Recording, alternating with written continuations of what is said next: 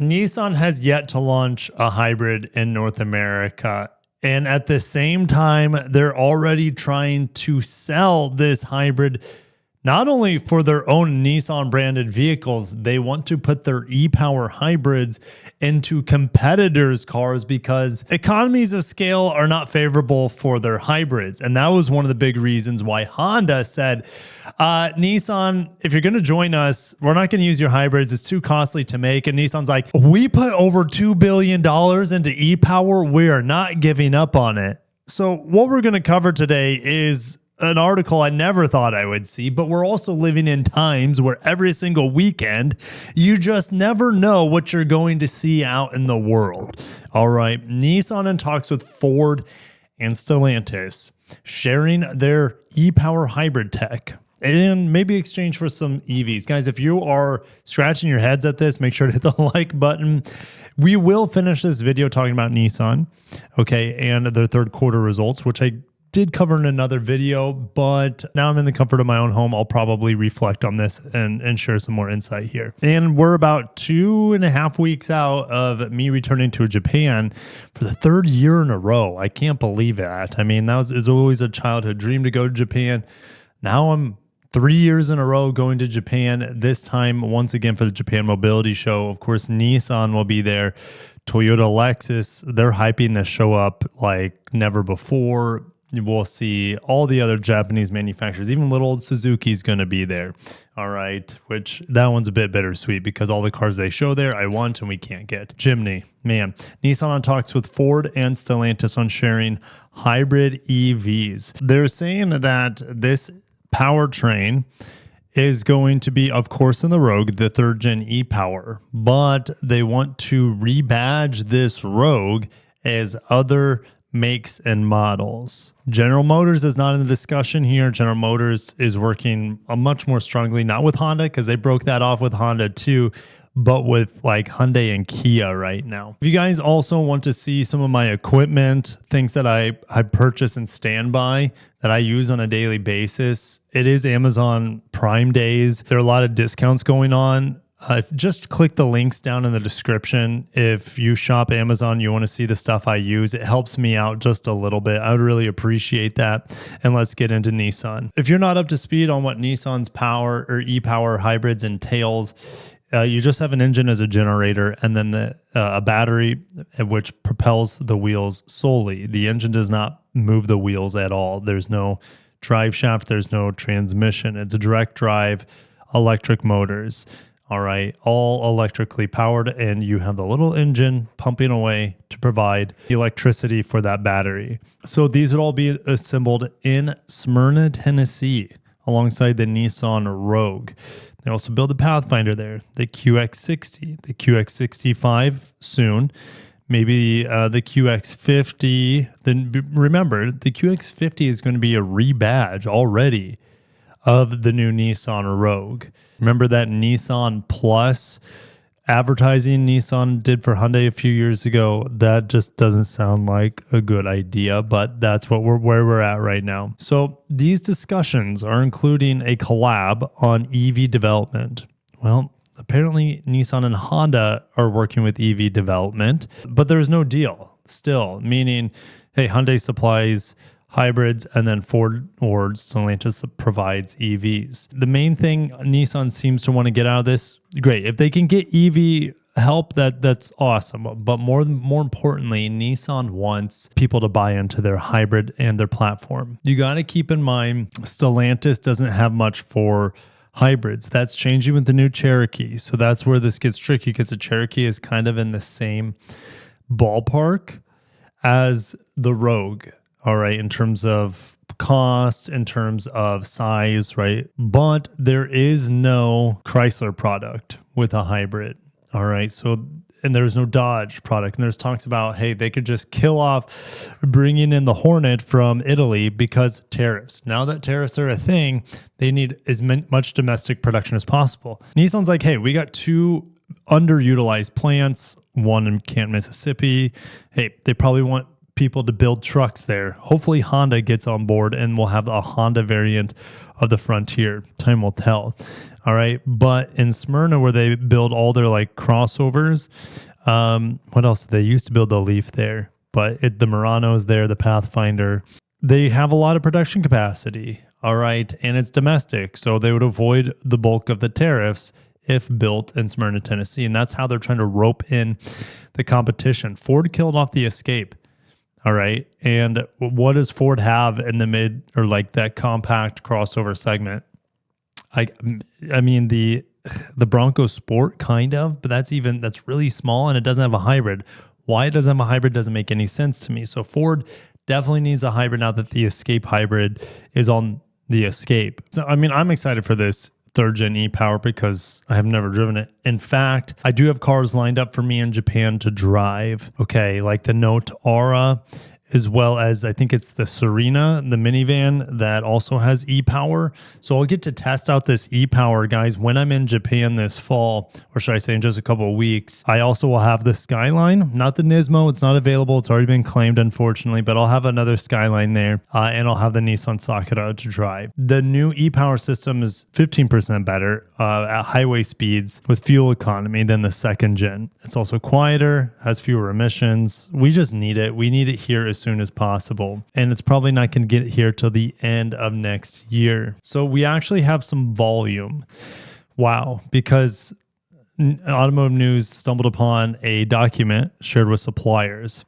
All right. So Nissan wants to make as many as roughly 140,000 e-Power compact crossovers in the fiscal year, April 28th through March 29th. Guys, that's still a year and a half away is when that would start. Annual output could rise to about 162,000 over the following 4 years. That's a really slow ramp up, if you ask me. Here's the thing. e-Power was initially supposed to only be built in Japan, and they would ship it over. But tariffs happened and they have to produce these things stateside now. Here's the thing. There's a crazy thing. 161,000 over the following 4 years. Okay. So you're telling me Nissan's e-Power is only going by 2032 is only going to sell 161,000 units. They are grossly underestimating the demand for hybrids. The Camry sells over 200,000 units a year on its own, and that's fully hybrid. The RAV4 is about 500,000 units a year, and that's fully hybrid starting this fall. So what the heck is Nissan thinking? This is a joke amount of hybrid volume. It's better than none, but is extraordinarily low. And if a partnership does not materialize for Nissan, meaning teaming up with Ford or Stellantis here, they're saying that there's only going to be about 112,000 e-Power hybrids by the fiscal year ending March 2033. They are screwed. They're completely screwed, in my opinion, if that's the only, like the maximum amount of hybrids that Nissan is going to have. That makes no sense to me. When you have the Rogue, which sells 200,000 to 300,000 units a year, and you're telling me they only have enough for maybe half of that volume, okay, let alone e-Power for other models. Maximum volume of 161,000 by 2033. Is that going to include for smaller vehicles like the Kicks? But Nissan is exploring plans to introduce e-Power to the Kicks crossover in the US. It's got to be priced similarly to the Corolla Cross. That's the only hybrid right now in that segment. I like the Kicks better than the Corolla Cross, except the Kicks' powertrain isn't nearly as good as Toyota's hybrid, but it is better than Toyota's standard powertrain. The Kicks 2-liter with about 150 horsepower is only at 51% production capacity per year at the Tennessee plant. It can produce up to 640,000 units, and Nissan is half of that. If a plant is not over 80%, it is not profitable. So Nissan is losing money making vehicles at the Smyrna, Tennessee plant. That's why they're trying to get other brands to use up their domestic production. Remember, Mitsubishi is still part of, well, what's left of the Renault-Mitsubishi alliance. I guess it's just Nissan and a little bit of Mitsubishi. Nissan's trying to partner with anyone and everyone to pull themselves out of certain death. Okay, so anyways, Mitsubishi has zero U.S. production. Mitsubishi is still trying to be roped into bringing some production into those plants in Smyrna, Tennessee, or Canton, Mississippi. Apparently, Mitsubishi is interested in e-Power for the Outlander. Well, the Outlander is a plug-in hybrid, and Nissan's going to be using that plug-in hybrid as soon as this fall as a Rogue plug-in hybrid. The problem is well, okay, one, it's not made in the U.S. Two, there's no EV tax credit to incentivize that plug-in hybrid either. So that's, Mitsubishi's in a tough spot. They have a mild hybrid on the new Outlander going forward, but that's not what the market's asking for. They want good power with great fuel economy. The new e-Power from Nissan would help their Mitsubishi massively. Mitsubishi needs all the help they can get, so we'll see what happens. And in this article that they mentioned, Nissan and Mitsubishi are apparently collaborating on next-gen utility vehicle. Okay, so how about this? Xterra and Montero Sport. All right, that makes the most sense to me. All right, let's switch over to Nissan sales here. Well, they were up about 6%, if I remember right, about 5.3% on the quarter. Nissan themselves up 6.5%, Infiniti down about 10%.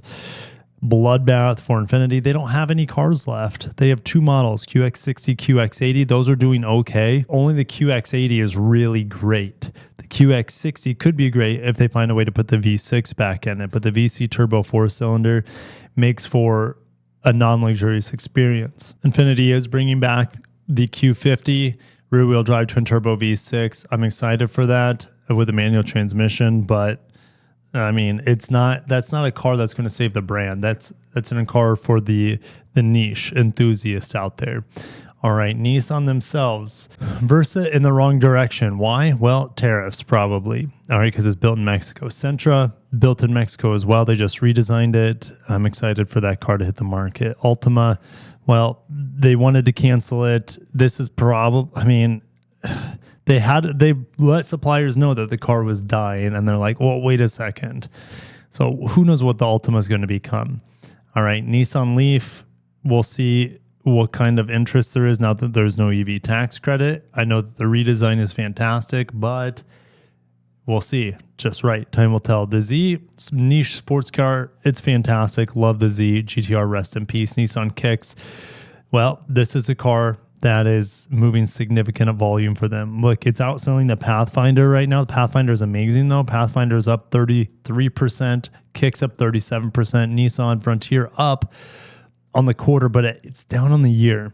All right. Well, they just got a refresh, and the Frontier is going to be working with, again, Nissan's going to be working with Roush for the Pro 4XR. Excited about that. Frontier is already my favorite midsize pickup truck, so that's great to see. Titan, rest in peace. But Armada is doing well, especially in this past quarter. But again, Armada is very, very low volume. Rogue, well, they need to push this vehicle as much as possible. It's built in Smyrna, Tennessee, and that is one way for them to avoid tariffs. Well, not entirely, but mostly.